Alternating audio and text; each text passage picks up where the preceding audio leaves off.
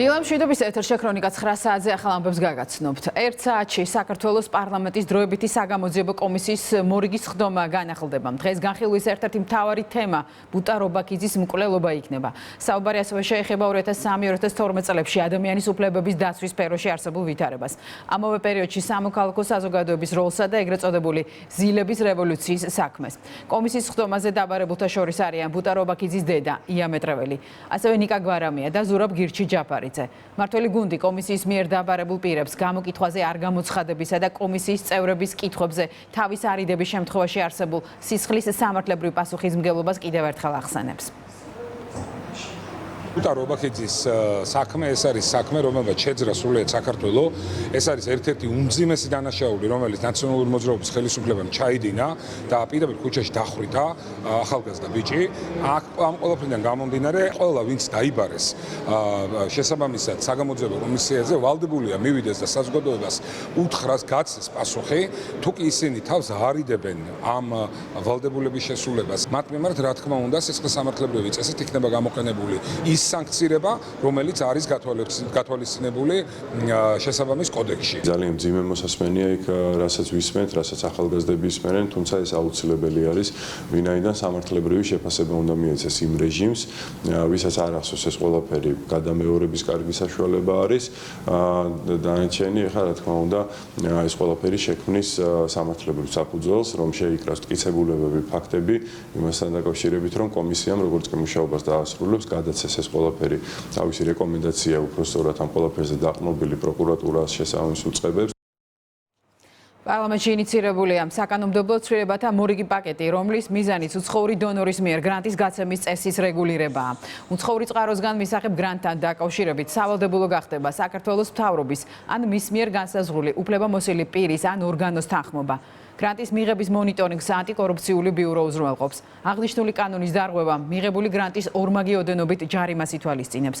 ცვლილებების ძალაში შესვლის შემდეგ უცხოურ და ქართულ იურიდიულ პირებს აღარ შეეძლებათ ლექციის, სემინარის ან სხვა მსგავსი ღონისძიების ჩატარების დაფინანსება პარტიული ინტერესების სასარგებლოდ. გრანტის გაცემის წესში იქნება შეტანილი ცვლილებები, რომლის მიხედვითაც გრანტის გამცემს ექნება ვალდებულება, რომ შეათანხმოს პირობები და მიზნობრიობა სახელმწიფო სტრუქტურებთან, მათ შორის აღნიშნულ პროცესს მონიტორინგს გაუწევს ანტიკორუფციული ბიურო და რაც თავარია იქნება გაწერილი ჯარიმები, სანქციები, რაც გულისხმობს მიღებული გრანტის ორმაგ ოდენობას, თუ აღნიშნული იქნება დამალული და არ იქნება შეთანხმებული შესაბამის ორგანოებთან. სახელმწიფო უსაფრთხოების მიზნებიდან გამომდინარე, მნიშვნელოვანია, რომ სახელმწიფო იყოს საქმის კურსში რა მიზნობრიობით და ვინ ხარჯავს ამ თანხას. ევროკავშირის მიერ გაცემული გრანტების არამიზნობრივ გამოყენებაზე ევროკავშირშიც ალაპარაკდნენ. საუბარია გამოცემა ვიშეგრად 24-ის მიერ social ქსელ X-ში გამოქვეყნებულ ინფორმაციაზე, რომლის მიხედვითაც კლიმატის ცვლილებების წინააღმდეგ გამოყოფილი გრანტები, მათ შორის კონსერვატიული და ევროსკეპტიკური ხმების ჩასახშობად გამოიყენებოდა. ტექსტების თავიდან ასაცილებლად პროექტში ცვლილებების დანერგვას აპირებენ.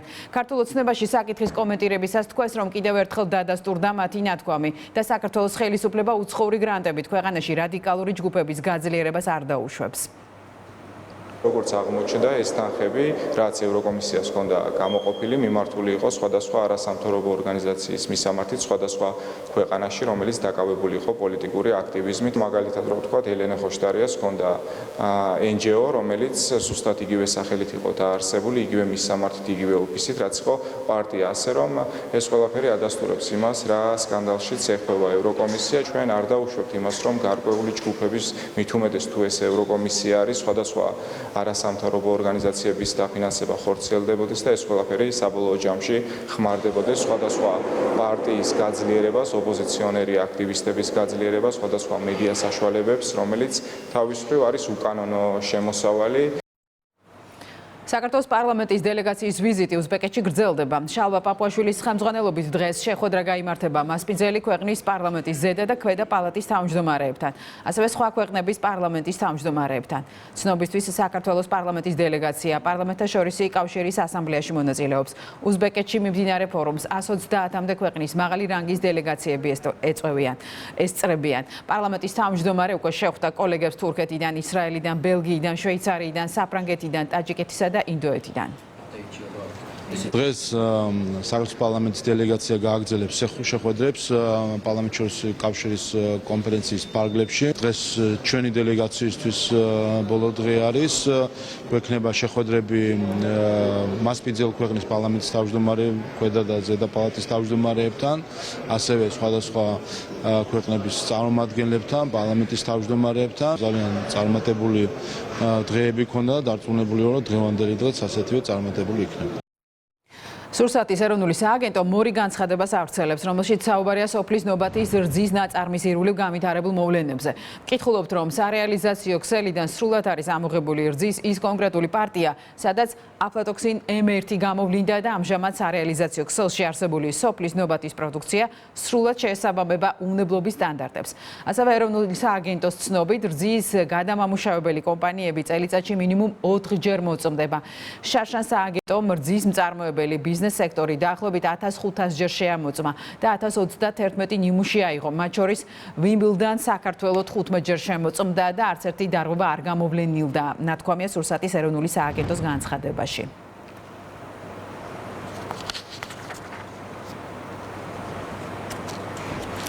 თბილისში მტკვრის მარცხენა სანაპიროზე რესტორან გაგრის მიმდებარედ საავტომობილო მოძრაობა უკიდურეს მარჯვენა ზოლში შეიზღუდება. უსაფრთხოების მიზნით საჭირო გახდა გადაუდებელი სამუშაოების ჩატარება, რადგან სანაპიროს ამ მონაკვეთზე გზის სავალ ნაწილზე ბზარები შეინიშნება. მერის წარმომადგენლის განცხადებით, ამ დროისთვის ადგილზე მუშაობს ექსპერტთა ჯგუფი, რათა დადგინდეს ბზარების გამომწვევი მიზეზები. ვზღუდავთ იმ ზოლს, უკიდურეს მარჯვენა ზოლს, მტკვრის მხარეს, საითაც საშიშროება არის, რომ მიწის მასა დაიძრას. ამჟამად ისეთი საგანგაშო არაფერი არ ხდება, უბრალოდ უსაფრთხოების მიზნით ვაკეთებთ ამას. პარალელურად მიმდინარეობს შესწავლა მიწისქვეშა კომუნიკაციების და ასევე გამომწვევი მიზეზების, რაც შეიძლება გამოეწვიოს ეს ყველაფერი და უახლოეს პერიოდში, როდესაც დავადგენთ მიზეზს, დავიწყებთ უშუალოდ სამუშაოებს. რუსთავში მრავალსართულიან საცხოვრებელ კორპუსებში ლიფტების სრული მოდერნიზაციის პროექტი გრძელდება. პირველ ეტაპზე ახალი ლიფტი 109 მისამართზე დამონტაჟდება. აქტიური სამუშაო პროცესი ამ მომენტისთვის 30 ადგილას მიმდინარეობს. სატენდერო პროცედურები დაწყებულია კიდევ 73 ლიფტის მოდერნიზაციისთვის. ჯამში 2025 წელს ახალი ლიფტი რუსთავში 182 მისამართზე მოეწყობა.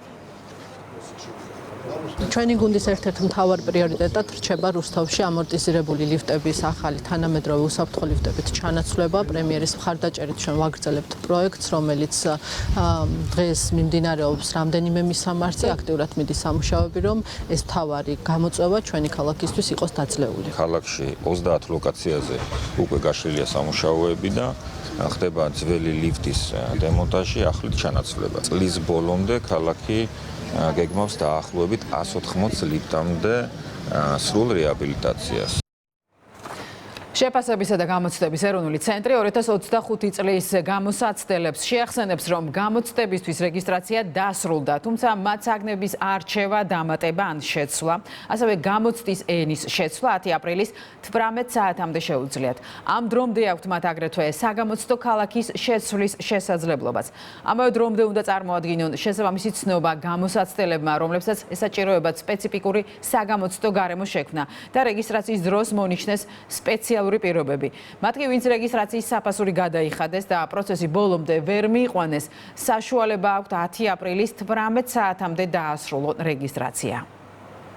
აბიტურიენტებს შევახსენებ, რომ 10 აპრილის 18 საათამდე მათ შეუძლიათ ცვალონ საგამოსდო ქალაქი, საგანთა ჩამონათვალი. მათ ვინც 2 აპრილამდე გადაიხადა საგამოსდო რეგისტრაციის საფასური და სხვადასხვა მიზეზთა გამო ვერ შეძლო რეგისტრაციის გავლა, მათაც აქვთ უფლება და საშუალება, რომ გაიარონ რეგისტრაცია. ძალიან მნიშვნელოვანია ასევე გაითვალისწინონ აბიტურიენტებმა, თუ რომელიმე მათგანს სჭირდება სპეციალური საჭიროება საგამოცდო პროცესში, მათ 10 აპრილის 18 საათამდე შეფასების და გამოცდების ეროვნულ ცენტრში უნდა წარმოადგინონ შესაბამისი ფორმა ნომერი 100. პროგნოზ გაგაცნობთ, საქართველოს მთელ ტერიტორიაზე არამდგრადი და ნალექიანი ამიდი კვირის ბოლომდე შენარჩუნდება. სინოპტიკოსების პროგნოზით დღეს დასავლეთ საქართველოში ტემპერატურა დაიკლებს. როგორც დასავლეთ, ისე აღმოსავლეთ საქართველოში დღეს მოსაოდნელია წვიმა. მაღალმთიან რაიონებში კი მომდევნო დღეებში წვიმის გარდა თოვლსაც ვარაუდობენ.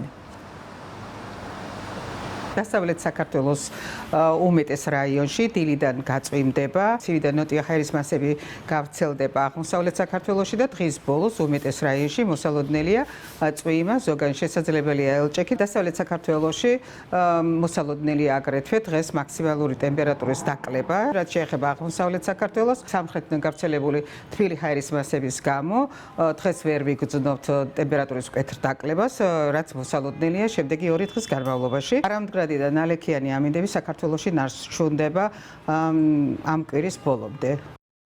ქრონიკა 9-ზე ამი დასრულდა. ახალ ამბებს დაუბრუნდებით 10 საათზე. ეთერს განაგრძობს იმედის დილა.